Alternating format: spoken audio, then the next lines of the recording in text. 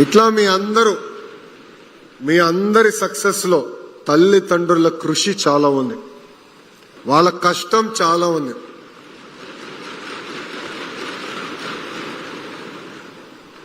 మొన్న చాగంటి కోటేశ్వరరావు గారితో నైతిక విలువలపైన ఒక సమావేశం ఏర్పాటు చేసుకున్నాం. ఆ సమావేశంలో చాగంటి కోటేశ్వరరావు గారు మంచి మాట చెప్పారు. అది నిన్న గౌరవ ముఖ్యమంత్రి గారు నాకు గుర్తు కూడా చేశారు. ఆ మాట ఏంటంటే, మనం తీసుకుపోయే నిర్ణయం ఒక్కసారి ఆలోచించి ఇది మన తల్లికి చెప్పగలుగుతామా చెప్పలేమా, చెప్పలేకపోతే ఆ నిర్ణయం మనం తీసుకోకూడదు, చెప్పగలితే ఆ నిర్ణయం తీసుకోవాలని చాలా సింపుల్ గా చెప్పారు. ఇది మీ అందరికి ఎందుకు చెప్తున్నానంటే, ఇక్కడ మీరందరూ ప్రయోజకులుగా మారుతారు. భవిష్యత్తు మన చేతిలో ఉంటుంది. గౌరవ ప్రధానమంత్రి శ్రీ నరేంద్ర మోడీ గారు వికసిత్ భారత్ అంటే 2047కి భారతదేశం ఒక డెవలప్డ్ దేశంగా తయారు చేయాలని మనందరికీ పిలిపించారు. ఇది కేవలం ప్రజాప్రతినిధులు ఐఏఎస్ అధికారులతోనే సాధ్యం కాదు. ప్రజలందరం మనం భాగస్వామ్యం అవ్వాలి, మీరందరూ భాగస్వామ్యం అవ్వాలి.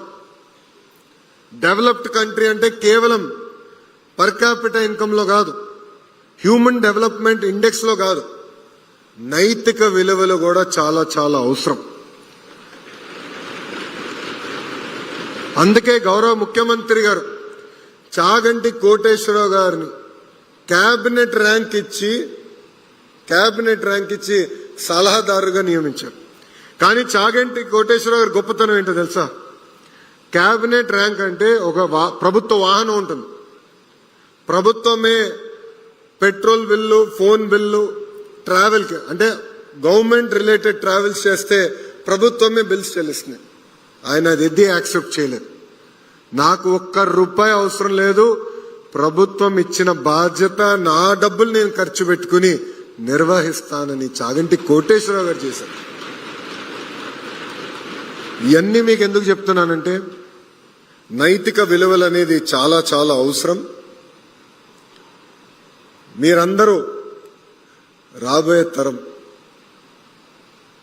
మీ అందరి కోసం మేము అహర్నిశలు కష్టపడుతున్నాం. మీరు చూస్తే ప్రజాప్రభుత్వం వచ్చిన తర్వాత 1 క్లాస్ 1 టీచర్, ఇక్కడ చాలా మంది పిల్లలు తెలుసు, ప్రాథమిక పాఠశాలలో 1st class to 5th class కొన్ని స్కూల్స్ లో ఒకే టీచర్ ఉంటారు. ఇప్పుడు కూడా ఉన్నారు, అన్ని సమస్యలు పరిష్కరించామన్నా. కానీ కనీసం 9600 పాఠశాలలో 1 క్లాస్ 1 టీచర్ మేము తీసుకొచ్చాం. మీరు చూశారు, మెగా పేరెంట్ టీచర్ మీటింగ్ కూడా ఏర్పాటు చేశాం. ఎందుకంటే మీరు ఉపాధ్యాయులు తల్లిదండ్రుల అనుసంధానం అవ్వాల్సిన అవసరం ఉంది. నేను మళ్ళీ రిపీట్ చేస్తున్నా, ఇక్కడున్న పిల్లలు, ఉపాధ్యాయులు తల్లిదండ్రుల అనుసంధానం అవ్వాల్సిన అవసరం ఉంది. ప్రభుత్వం చేయాల్సిన బాధ్యత మేము నెరవేర్చాల్సిన బాధ్యత మేము చేస్తాం, ఎలాంటి సందేహం లేదు. కానీ మనం ప్రయోజకులుగా